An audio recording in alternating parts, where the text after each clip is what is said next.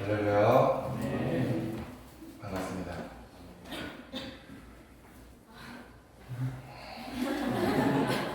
너무 이쁘죠? 네. 이뻐요? 네. 리더 지난주 제가 생일이었는데 리더분들께서 하나 장만해 줬습니다.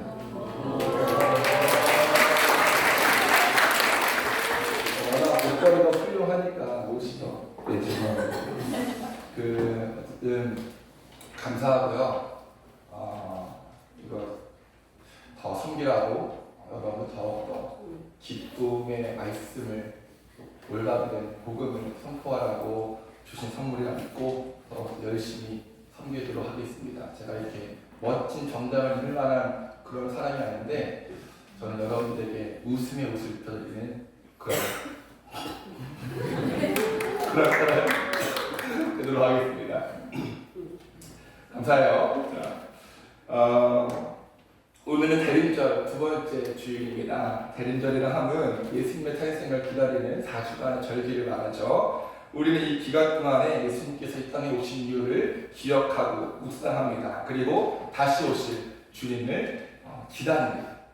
예수님께서 이 땅에 다시 오신 이유 여러 가지가 있지만 가장 큰 핵심, 하나님과 인간 사이에 막혔던 그 담을 허무시고 하나님께 다시 나아갈 수 있게 하기 위함입니다. 에베소서 2장 13절 여러분이 전에는 하나님에게서 멀리 떨어져 있었으나 이제는 그리스도 예수 안에서 그분의 피로 하나님께 가까워졌습니다. 할렐루야. 네, 우리는 원래 하나님과 가까이 갈 수 없는 죄인이었어요. 하지만 예수님께서 이 땅에 오시고 십자가에 달려 죽으심으로 그 피로 하나님과 가까워졌습니다. 우리는 예수님 때문에 주님의 자녀가 되었어요. 이것이 복음이죠.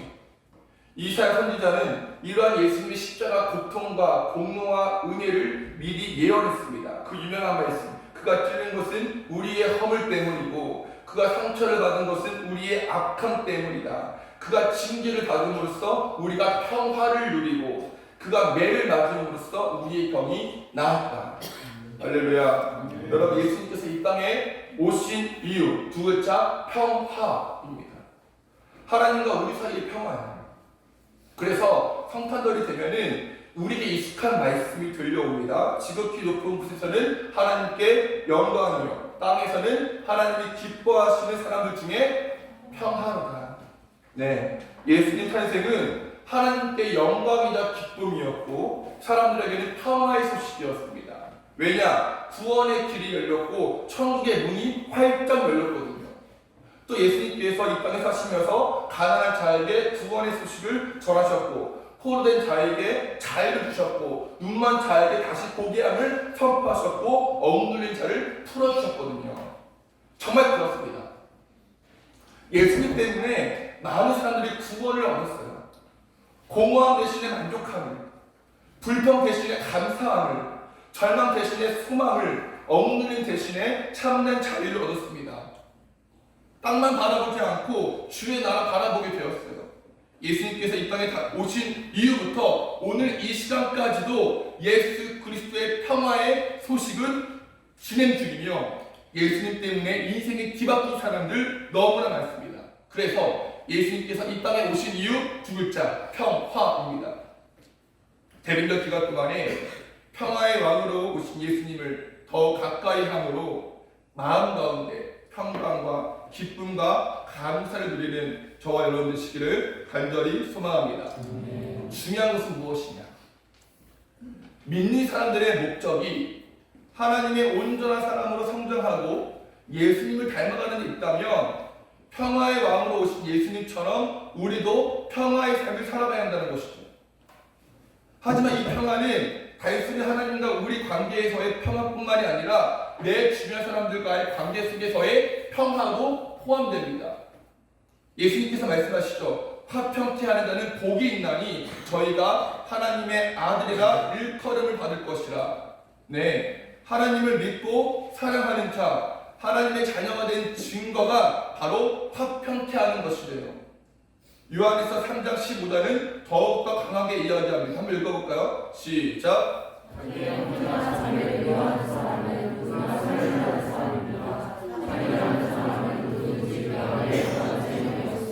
네. 형제 자매와 평안을 누리지 않고 미워하는 사람은 살인자라고 합니다.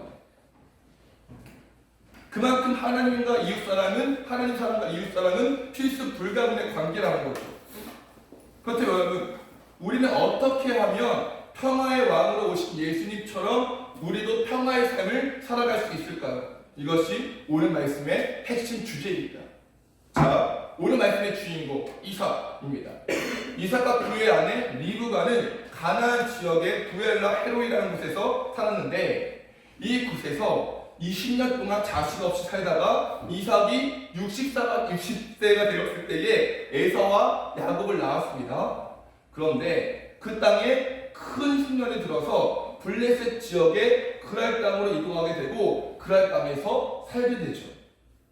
그랄 땅은 팔레스틴 지역 중에서도 비교적 물이 풍부한 지역이었고 농경과 목축을 하기에 매우 유리한 땅이었습니다. 그래서 많은 사람들이 이곳에서 모여 살았고 이삭도 이 그랄 땅에서 목축과 농사를 같이 하면서 생계를 유지했습니다. 그런데 12절을 보니까 이삭이 그랄 지역에 거하는 동안에 엄청난 부자가 됩니다. 농사를 해서 100배의 수확을 얻은 거죠. 여기서 100배라 함은 히브리 문학 속의 표현인데 최대의 수확을 상징합니다. 이해를 돕기 위해서 예를 들자면 보통 직장에서 200만 원 정도 월급을 받는다고 치면 100배니까 한 달에 얼마예요? 다 물가시군요. 2억을 받는 거죠. 한 달에 2억을 받는다고요. 다 돈에 관심 없으시죠? 그래서 이삭은 창대하고 왕성한 거부가 되어 들어갑니다.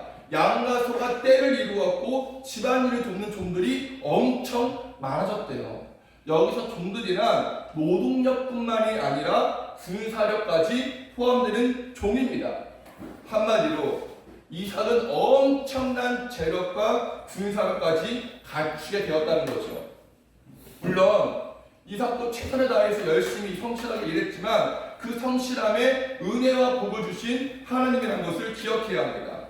복의 근원이신 하나님께서 아브라함과 하신 그 약속을 이삭을 통해 성실히 이루어 가고 계신다는 거죠. 사건의 발생은 지금부터인데 다들 긴장하시고 14절부터 16절 함께 읽어보겠습니다. 시작!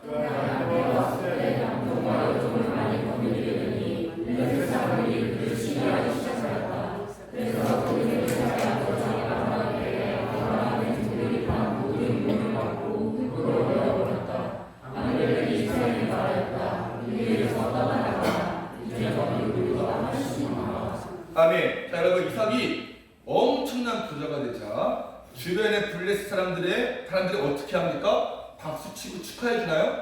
아니에요. 시기하고 질투했답니다. 여기서 시기는 히브리어로 카나인데요. 상대방의 소유물이나 소질 등에 대한 매우 강렬한 시샘을 뜻합니다. 그러니까 여기서 말하는 시기는 단순하게 미워, 배 아파 이런 시기심이 아니라 강한 기억적, 강한 반감과 적대감을 가지고 이삭을 매우 미워했다는 것이죠. 더군다나 이삭은 가나안 땅에서 온 외부인입니다. 이방인이에요. 나그네 같은 사람입니다. 그런 사람이 자신의 땅에 와서 이렇게 부자가 되니까 엄청난 적대감을 품게 되는 거죠. 그래서 결국 어떻게 합니까? 이삭이 사용하고 있는 모든 우물을 막아버리고 흙으로 메어버립니다. 여러분, 농사를 짓고 목축을 할 때에 절대적으로 필요한 게 뭐죠? 물입니다. 더군다나 팔레스틴 지역은 강수량이 적고 큰 강이 없기 때문에 우물이 절대적으로 필요했거든요. 그리고 창세기 21장을 보면 과거에 아브라함이 이 그랄 땅에 거하는 동안에 자신의 종들을 시켜서 우물을 팠고 그 우물의 땅값을 블레셋 사람들에게 지불했습니다. 정식으로 지불했습니다. 그래서 지금 이삭이 사용하고 있는 이 우물은 아브라함의 재산이며 우물의 소유권은 누구한테 있어요? 아브라함의 아들인 이삭에게 있는 거예요. 그럼에도 불구하고 이 블레셋 사람들이 어떻게 했다고요? 흙으로 메어버렸습니다. 우물을 아예 사용하지 못하게 훼손시켰단 말입니다. 그리고 블레셋 왕 아비멜렉이 이렇게 협박합니다. 우리에게서 떠나라. 이제 너는 우리보다 훨씬 강하다라고요. 아비멜렉이 볼 때에 이삭의 재산이나 군사력이 엄청나니까 더 이상 견제하지 못하고 통제하지 못할 것을 염려해서 떠나라고 하는 거죠. 자, 여러분, 이러한 갈등에 부딪힌 이삭의 대처는 어떠한가요? 제가 이삭이었다면 한판 붙었을 겁니다. 물론 싸움은 못해요. 네. 이 중학교 1학년 때 트라우마가 있는데 태권도부랑 싸웠다가 눈탱이가 밤탱이가 되어있거든요.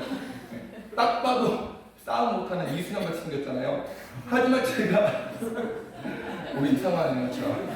하지만 제가 이상이라면 재산과 군사력이 있기 때문에 한판 붙자 있을 것 같아요. 한판 붙자. 혹은 싸우진 않아도 따져야죠.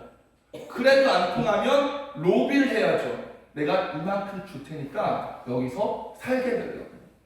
그런데 이삭은 어떻게 했어요? 싸우지도 않고 묻지도 따지지도 않고 로비도 안 하고 그것을 떠납니다. 17절을 보세요. 이삭은 그것을 떠나서 그날 평원에다가 장막을 치고서 거기에 자리를 잡고 살았다. 그쵸? 그런데 또 문제가 생겼어요. 무슨 일이냐?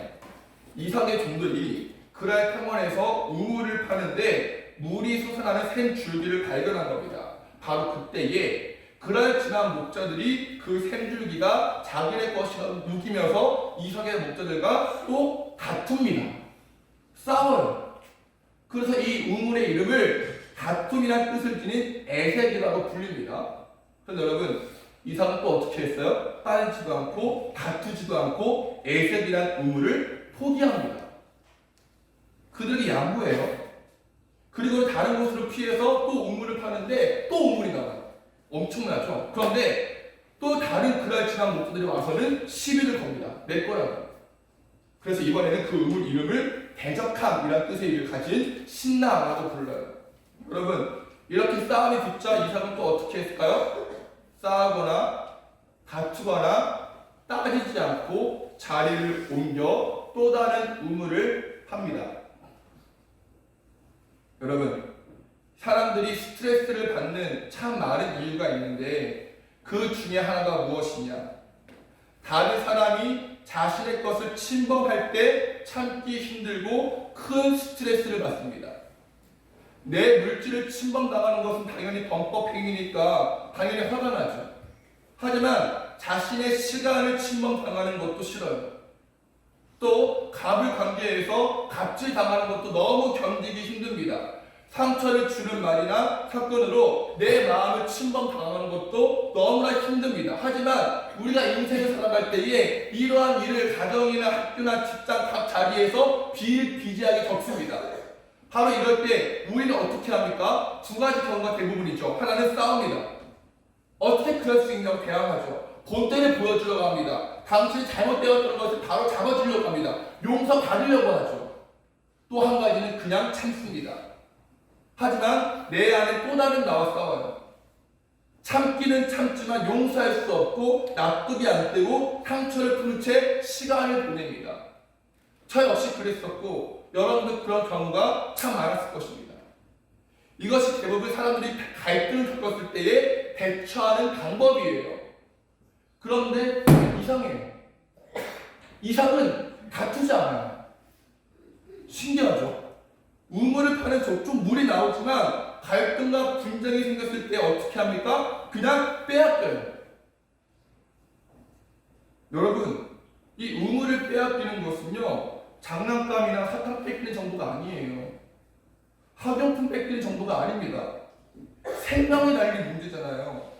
특별히 중국 사람들에게는 이 소유권 문제는 굉장히 예민하고 철저해서 자기 소유권이 침해당하면 그냥 넘어가지 않습니다. 감과 명예를 위해서라면 살인도 마다하지 않죠. 그런데 이삭은 계속 다투지 않고 그냥 빼앗깁니다. 더군다나 이삭은 한 가정의 가장이잖아요. 아내와 자식과 수많은 종들이 있는데 그들이 이렇게 빼앗기는 이삭을 봤을 때 얼마나 무기력해 보였을까요? 만약에 제 아들 주아가 저를 바보 같은 아빠, 빼앗기는 아빠로 생각한다면 저를 정말 못 견딜 것 같습니다. 얼마 전에 아내가 주아한테 주아야, 아빠는 어떤 분이냐? 라고 물었는데 주아가 아빠는 애기 같은 분이야 라고 말하는 거예요. 그래서 왜? 그랬더니 맨날 울어서 라고 대답하는 거예요. 그걸 듣는데 마음이 썩 좋지 않더라고요. 여러분, 우리는 우리에게 갈등과 분쟁이 발생할 때 다투기 바쁩니다. 하지만 주님께서는 우리에게 화평케 하는 자는 복이 있다고 하세요. 평화의 사람이 되어야 한다고, 그래야 하나님 자녀가 된다고 인정하신대요. 형제 자매를 미워하지 말라고 하십니다. 미워하는 사람은 살인자요, 살인자는 그 안에 영원한 생명이 없다고 말씀하세요. 그런데 우리는 갈등과 분쟁이 생기면 다툽니다. 상처를 받고 용서하지 못해요. 하나님을 사랑하지만 이웃을 사랑하지 못합니다. 하나님께 용서는 받았지만 다른 사람을 용서하지 못해요. 이게 참 쉽지 않아요. 그렇다면 오늘 말씀의 주인공 이삭은 어떻게 매번 그렇게 다투지 않고 싸우지 않고 양보하며 평화의 사람이 될 수 있었을까요? 사실 이삭은 태어날 때부터 갈등의 중심에 있었습니다.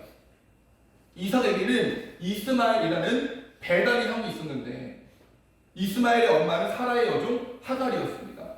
그런데 하갈과 사라는 서로 다투고 미워하는 엄청난 갈등의 관계죠. 그러던 중에 하나님의 약속대로 이삭이 태어났습니다.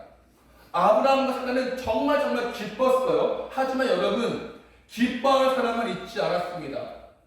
14살 많은 형 이스마엘과 하갈에게 이삭은 절대 기뻐할 수 없는 존재였어요.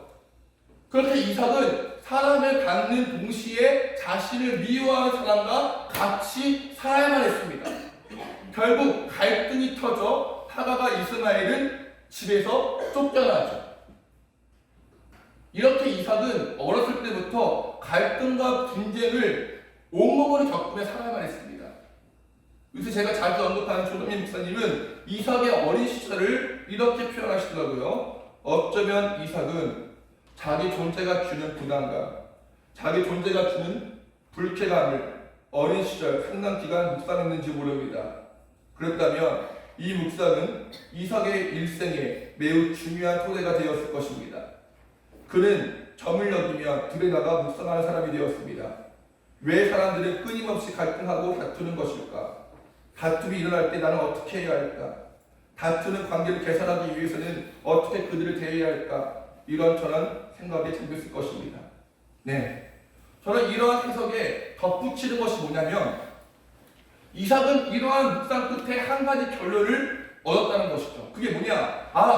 나는 다투고 싸우고 갈등과 분쟁을 주도하는 사람이 되지 말아야겠다. 오히려 내 인생을 복의 근원이신 하나님께 맡겨야겠다. 내가 손해보더라도 뺏기더라도 여호와 하나님께서 내 인생을 책임지신다는 그 믿음을 가져야겠다라는 결론이요. 이러한 결론에 타당한 이유가 무엇이냐? 첫 번째, 이삭이 20살 되었을 때에 아버지 아브라함이 자신을 모리아 산으로 끌고 갑니다. 그리고 결박하여 제단에 올려놓고 이삭을 잡아 하나님께 바치려고 해요. 그때 이삭이 어떻게 하죠? 저 같으면 아버지 미쳤어요? 왜 그러세요? 하고 아버지를 밀쳐냈지만 이삭은 조금도 원망하거나 반항하지 않고 순종했습니다. 또 나이 40세에 아버지가 하란 땅에서 자신의 아내 될 사람을 데려와서 결혼하라고 합니다. 사실 나이 40세라면 자기 마음대로 배우자를 선택할 수 있거든요.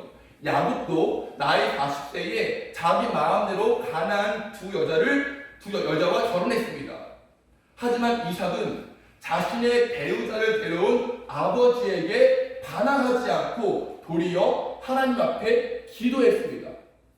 마지막으로 이삭은 아브라함의 아들로서 그 자식이 번성할 거란 약속을 받았지만 결혼하고 20년 동안 자식이 없었어요.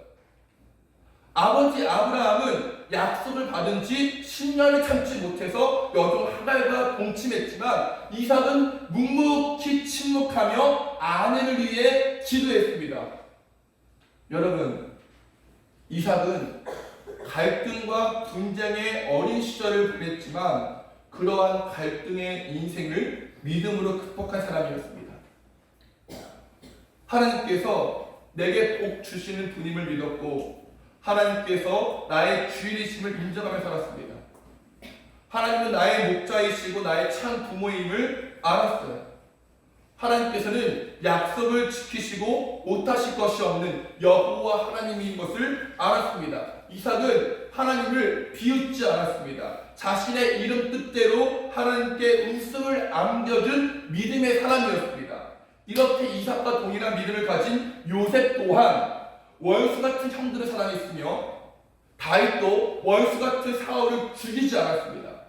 바울은 이러한 믿음을 이렇게 정의합니다. 함께 읽어보겠습니다. 시작.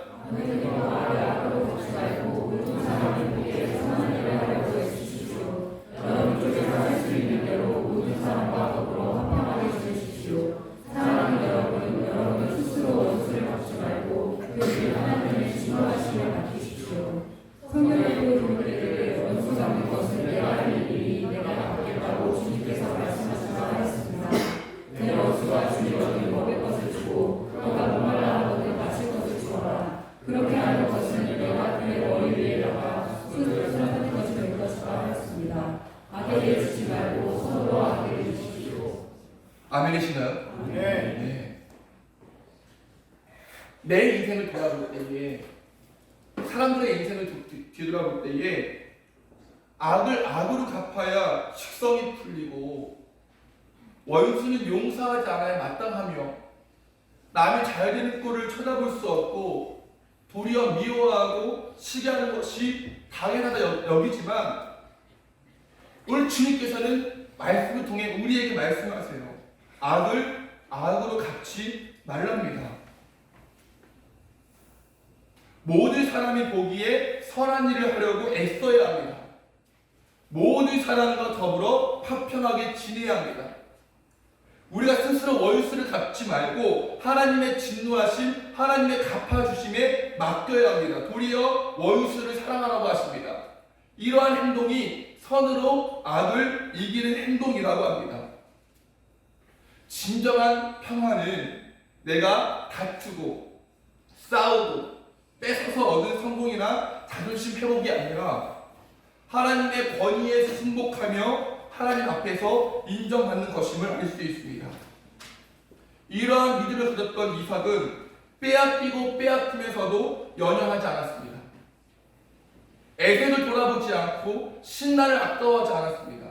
과거를 돌아보고 원수를 갚고 다투는 것에 에너지를 낭비하지 않았습니다. 그저 하나님께 모든 직권을 맡기고 미래를 바라보며 한 걸음 한 걸음 걸어갔음을 말씀을 통해 우리는 배울 수 있습니다.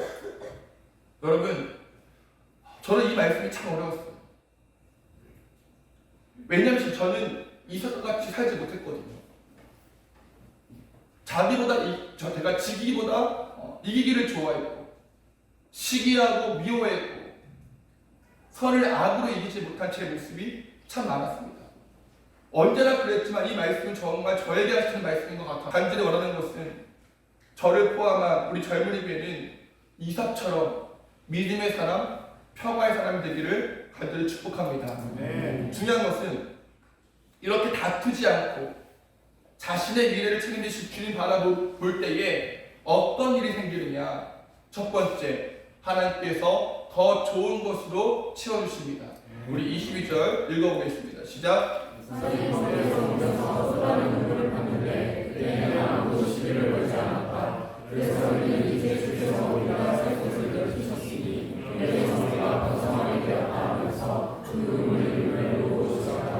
자, 이삭이 에색과 신나를 아까워하지 않고 다른 곳으로 옮겨서 또 다른 우물을 팝니다.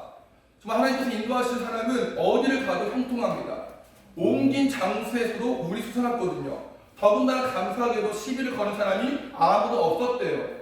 결국 이삭은 고백합니다. 이제 주님께서 우리가 살 곳을 넓히셨으니 여기에서 우리가 번성하게 되었다고요. 그리고 그 우물 이름을 넓은 장소라는 뜻을 가진 르호봇이라고 짓습니다. 그러니까 이삭의 고백은 무엇이냐? 여호와 하나님을 믿고 이웃과 다투지 않고 빼앗긴 채 이곳에 왔더니 에색이나 신당과 비교할 수 없는 더 좋은 장소로 오게 되었다라는 말이에요. 여러분, 이 말씀을 통해 우리가 알 수 있는 것은 무엇이냐? 하나님의 주권을 인정하며 다투지 않고 뺏기며 살아갈 때에 하나님께서 더 좋은 것으로 채워주신다는 거죠. 이게 믿음이랍니다. 저는 요새 주의 나라라는 찬양을 굉장히 좋아하는데 가사가 정말 기가 막힙니다. 다 아시죠? 높은 산들이 낮아지고 험한 길이 평탄해지고 골짜기가 메워지는 새로운 하늘과 땅이 우리 가운데 소망으로 자리 잡아 꿈을 꾸게 해. 불합리한 현실 속에서 주의 사랑을 외치게 해. 주의 나라, 주의 뜻이 이 땅 가운데 이루어지리 우리 통해 주가 일하시네. 할렐루야. 내 세상은 정말 높은 산처럼 버겁고 험한 길처럼 하루하루가 힘듭니다. 이러한 세상은 우리에게 말합니다. 짓밟아야만 성공할 수 있고 빼앗아야 잘 될 수 있고 억울하면 높아지라고요. 억울하면 돈 많이 가지라고요. 다투어야 하고 싸워야 합니다. 시기하고 질투합니다. 남 잘된 꼴을 못 봐요. 불합리한 현실이 어느새 합리가 되어버렸고 저를 포함한 모든 믿는 사람들도 세상 속에서 그렇게 살고 있습니다. 하지만 주의 나라 법칙은 이와 반대입니다. 다투지 말랍니다. 싸우지 말랍니다. 빼앗기랍니다. 평화의 사람이 되라고 합니다. 불합리한 현실 속에서 주의 사랑을 외치라고 합니다. 하나님께서 나의 참 주인, 참 부모이심을 믿고 과거에 연연하지 말며 주의 나라 법칙대로 살라고 합니다. 바로 그때 주님께서 우리를 통해 일하시고 르호보처럼 더 좋은 것으로 채워주시며 하나님의 은혜와 사랑으로 살아갈 수 있다고 말씀하십니다. 이게 믿음이랍니다.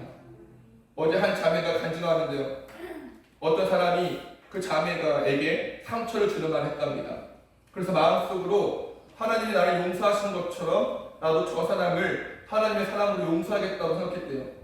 그렇게 기도했더니 그 사람이 상처 주는 말을 멈추고 잠잠해진 것을 보았다고 하더라고요.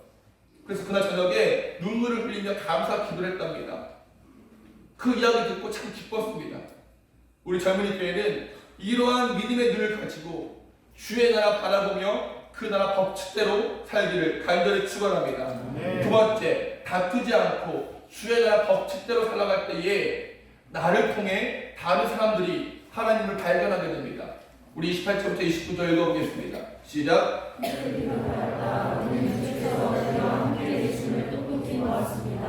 그래서 우리는 우리와 그의 사이에 평화를 맺어야 한다고 생각합니다.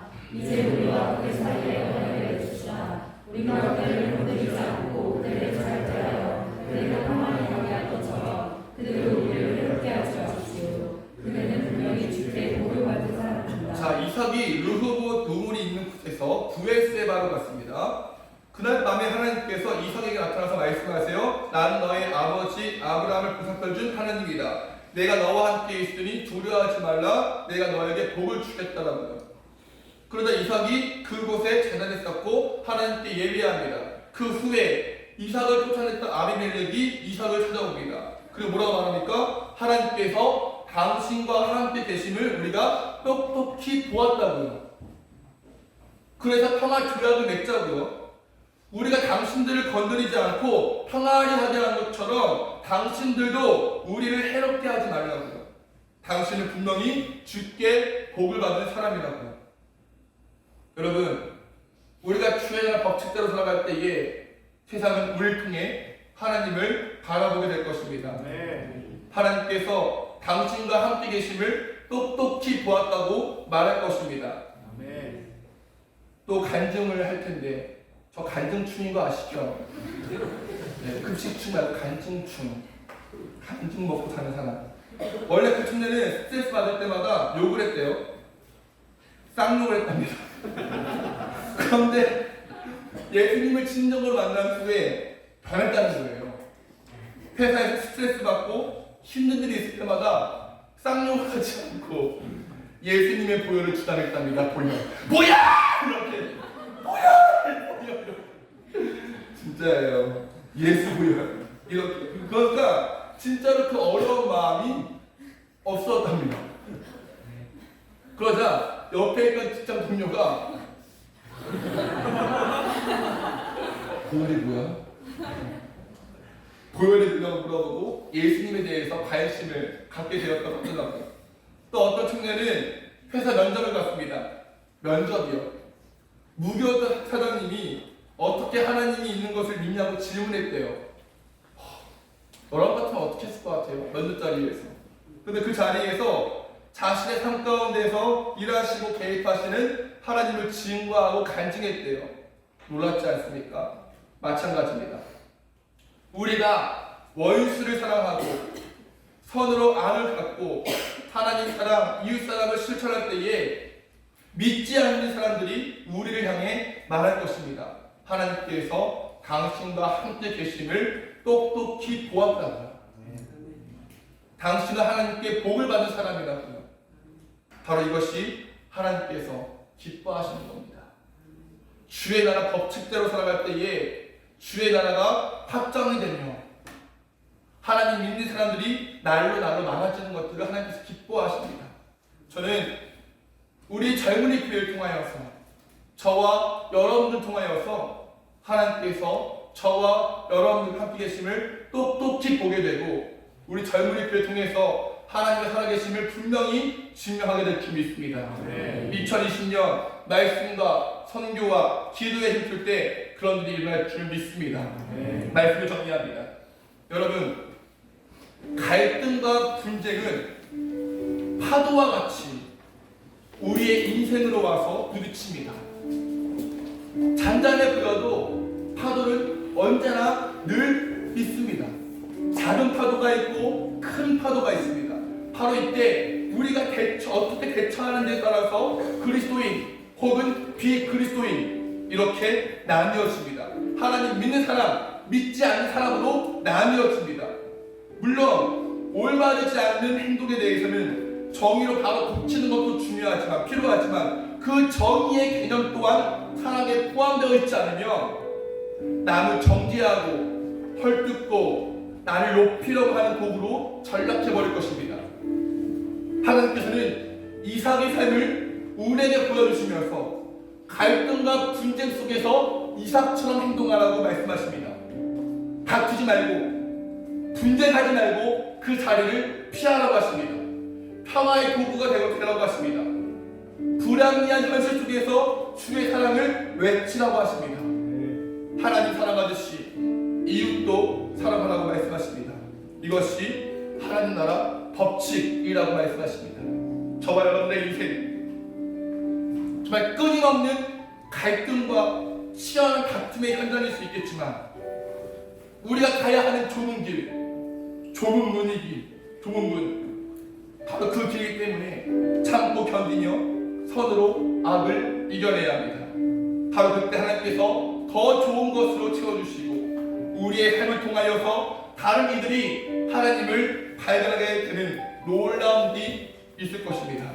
그 일을 소망하고 목격하고 증거하며 하나님께 칭찬하는 저와 여러분의 시기를 간절히 축원합니다. 우리 말씀 기억하며 찬양하시겠습니다.